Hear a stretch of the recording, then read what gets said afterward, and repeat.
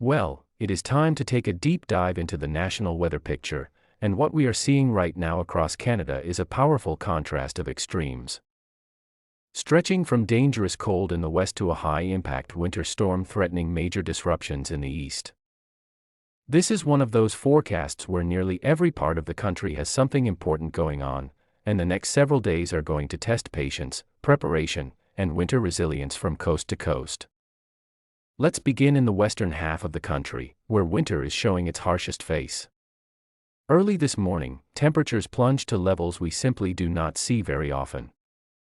Across Manitoba, Saskatchewan, and parts of northwestern Ontario, wind chill values are reaching life-threatening territory. Winnipeg waking up to wind chills near -50, Brandon even colder, pushing into the -53 range. These are conditions where exposed skin can freeze in minutes, and even short periods outdoors become dangerous without proper protection. The cold is deep, dry, and relentless, and it has been gripping the prairies for days now. As we move through the day today, there is a noticeable temperature split across the western provinces. West of Saskatchewan, especially into Alberta, we begin to see some gradual improvement as milder air slowly works its way in. Calgary and surrounding areas will feel this change first, with daytime temperatures climbing closer to seasonal or even slightly above average by the end of the month. This does not mean winter is over, but it does offer a brief window of relief after such extreme cold.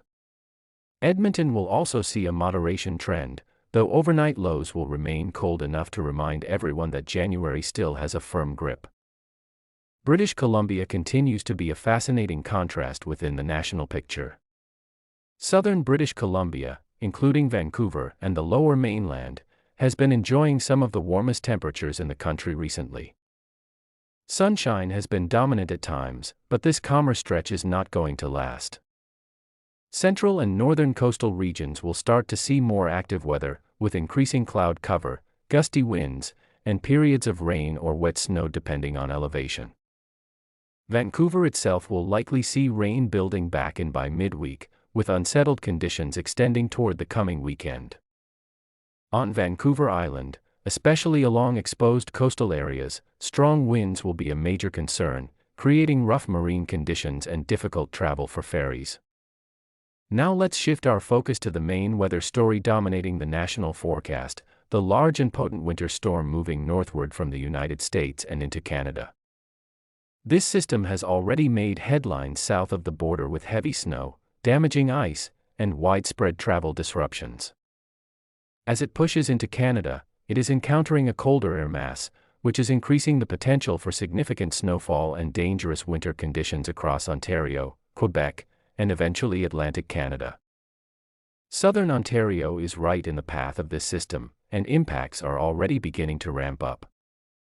Areas along the southern edge of the province, including the Golden Horseshoe and the Greater Toronto Area, are facing the highest risk of heavy snowfall. What makes this storm especially impactful is the added enhancement from Lake Ontario. As winds shift and push cold air across relatively open lake waters, snowfall rates can intensify quickly. This means that some neighborhoods may see snow piling up at a much faster pace than surrounding regions, creating sharp contrasts in accumulation over short distances. As we move through the afternoon and into the evening, snow will become more widespread and heavier across southern Ontario. Toronto, Hamilton, Mississauga, Brampton, Oshawa, and surrounding communities could see rapidly deteriorating travel conditions. Reduced visibility will be a major concern as gusty winds combine with falling snow, leading to blowing and drifting. Highways may become treacherous, and even well-treated roads can quickly turn snow-covered under intense snowfall rates. Further east, southern Quebec will begin to feel the effects later this evening and overnight. Montreal, Laval, Longueuil, Gatineau, and Quebec City will all be impacted as the snow spreads eastward.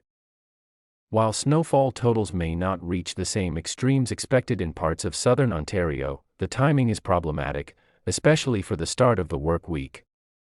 Monday morning commutes could be severely disrupted, with snow-covered roads, slow traffic, and delays across major urban corridors.